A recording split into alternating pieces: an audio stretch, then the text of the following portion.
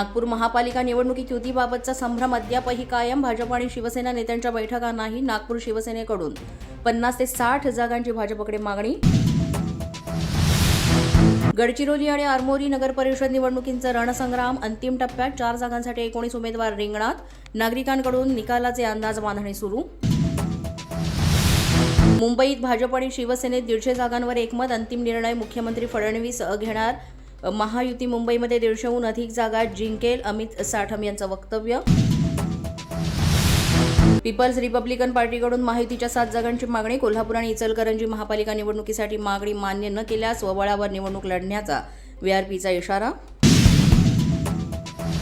वाशिममध्ये आगामी निवडणुकीसाठी प्रभागीय मतदान केंद्राची अनधिकृत यादी जाहीर. प्रत्येक प्रभागात 2 ते 6 मतदान केंद्र निश्चित. नांदेडमध्ये मनपा निवडणुकीत वंचित बहुजन आघाडीची ताकद. समविचारी पक्षांची आघाडीसाठी तयारी असल्याचे संकेत.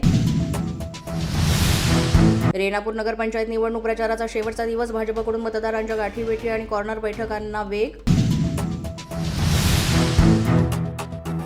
वरळी विधानसभा मतदारसंघात जागा वाटपाची चुरस. स्थानिक आरक्षणामुळे पत्नी, भाऊ, मुलगी यांना उमेदवारीसाठी प्रयत्न. मनसेकडूनही वरळीतील काही जागांवर दावा.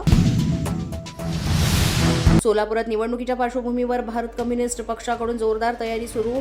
मवियाकडे माकपची 20 जागांची मागणी. पेणमध्ये स्ट्रॉंग रूम बाहेरच पोलीस बंदोबस्त नाही. आंबेडकर आघाडीचा आक्षेप. संबंधित पोलीस अधिकाऱ्यांचं निलंबन करण्याची आघाडीची मागणी. पोलीस माझा न्यूजच्या बातमीपत्रात आज इतकंच. तुम्हाला आमचं बातमीपत्र कसं वाटतंय याबाबत अवश्य अभिप्राय कळवा. यासाठी पोलीस माझा न्यूजचं युट्यूब चॅनल सबस्क्राईब करा. तसंच आमचं फेसबुक, इंस्टाग्राम आणि ट्विटर अकाउंट फॉलो करा.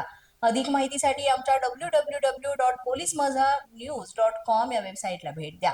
आमचे अधिकृत प्रतिनिधी व्हायचं असेल तर स्क्रीनवर दिलेल्या क्रमांकांवर आजच संपर्क